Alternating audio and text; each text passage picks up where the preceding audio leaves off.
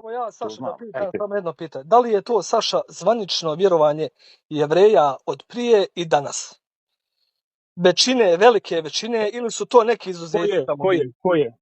To da ima više u naličja Bog, da je Bog u više naličja. Ne, nego je to bilo standardno vjerovanje po standardno ovim apostolima i vjerovanje. doktorima. Yes. To ti ozbiljno se ne znaš. Ni dan danas Jevreji, velika većina, zvanični Jevreji, a ni prije nikada nisu vjerovali da Bog ima više naličja. Ja se nadam da se...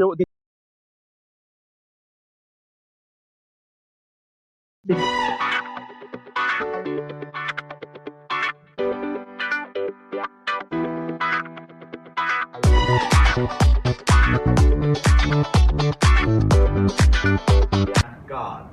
The fact that God is showing up in a human body on earth doesn't mean that there's more than one God. The J document in which this story in Genesis 18 appears is a thoroughly monotheistic document, but it does believe that God can appear, that heavenly God can appear on earth in human form, to use the Sanskrit term, as an avatar. The Hebrew term malach, sometimes, not always, sometimes in the Bible is basically a Hebrew equivalent of the term avatar. So part of what I ended up realizing as I'm writing this book, rather to my surprise, because I didn't think the research was going to take me in this direction, was that some of what we Jews consider almost pagan Christian ideas have more of a native home in ancient Israelite or biblical thinking. Much to my surprise, and somewhat to my worry, as I researched this book, I realized that some Jewish critiques of Christianity are actually problematic from a Jewish point of view.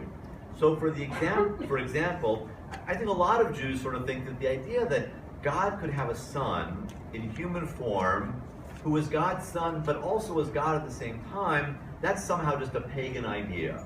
Similarly, the idea of the Trinity, that God is three but one, the standard Jewish thinking on that tends to be that that's a pagan idea that was taken from the Hellenistic world and sort of smushed onto the Hebrew Bible.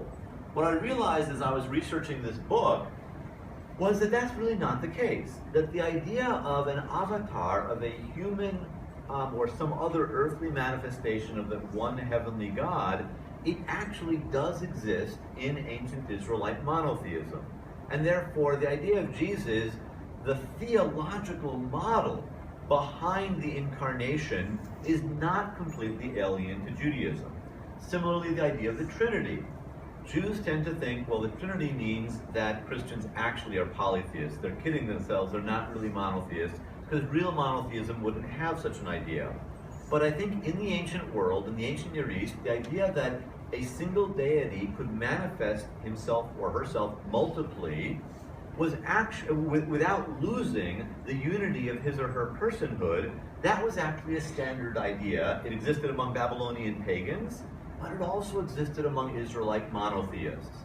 And thus the model of the Trinity is not in itself necessarily a non-monotheistic or a non-Israelite, a non-biblical idea. But when I use the word Bible, for me, Bible means just what Christians call the Old Testament. It's not for us Jews really a non-biblical idea. Indeed, when you go into the Middle Ages, the truth of the matter is that the idea of the 10 Sfirot in Kabbalah is actually quite similar in many ways to the idea of the Trinity. Christians think that God is 3 as 1. We actually go further. We think God is 10 but 1. We're 3.33% ahead of them on the polytheism thing, except that it's not polytheism. Kabbalah is in fact monotheistic, and the doctrine of the Trinity is monotheistic from an internal Jewish point of view.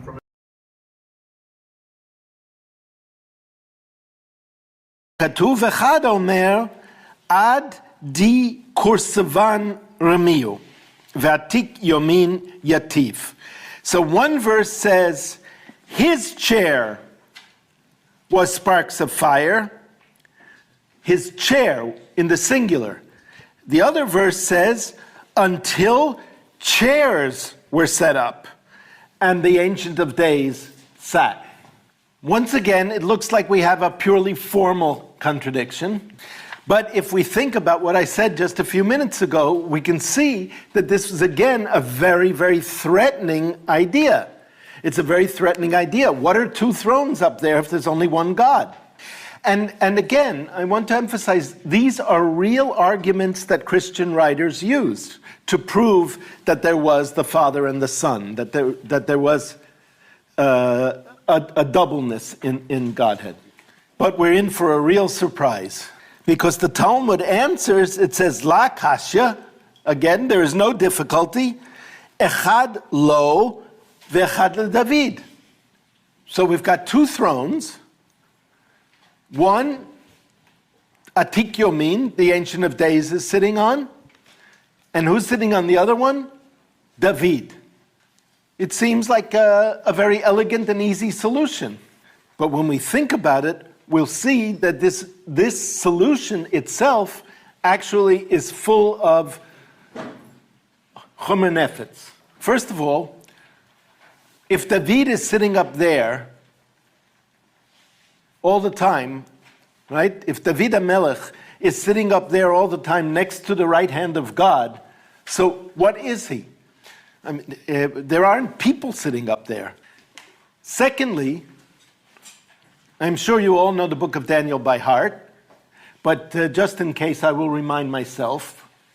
Secondly, who is that second throne for in the book of Daniel? In the book of Daniel, it tells us that the two thrones were set up, and the Atik Yomin, the Ancient of Days, right, the old God, like the old professor, sat on one, and then it says there came one, kivar nasha, like a son of man, literally, and came to the old God, and the old God sat the young one down onto the second throne.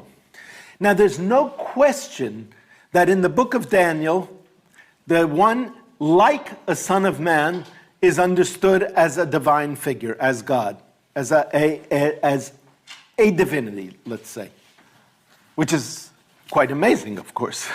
So if, follow my logic, it's good, perfect Talmudic logic. If the one who is sitting on the second kisei, on the second throne, is the Son of Man, and if, according to the Talmud, the one who's sitting on the second throne is David HaMelech, then who is David HaMelech? In other words, David HaMelech, if the Son of Man is a divine figure, and I'm going to give you one absolute proof of that in just a minute, and if David HaMelech is that same figure, then David HaMelech, as the Mashiach who will come, is a combination, some kind of a combination, and we didn't spend the 4th century trying to figure out, so we'll just leave it open, right? Some kind of a combination of a human being, David HaMelech, and a divine figure.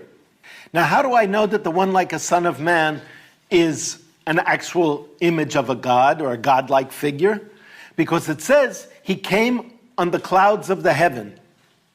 And there are 70 places in the Tanakh where someone comes on the clouds of the heaven, and in every single one of them, it is God who comes on the clouds of heaven.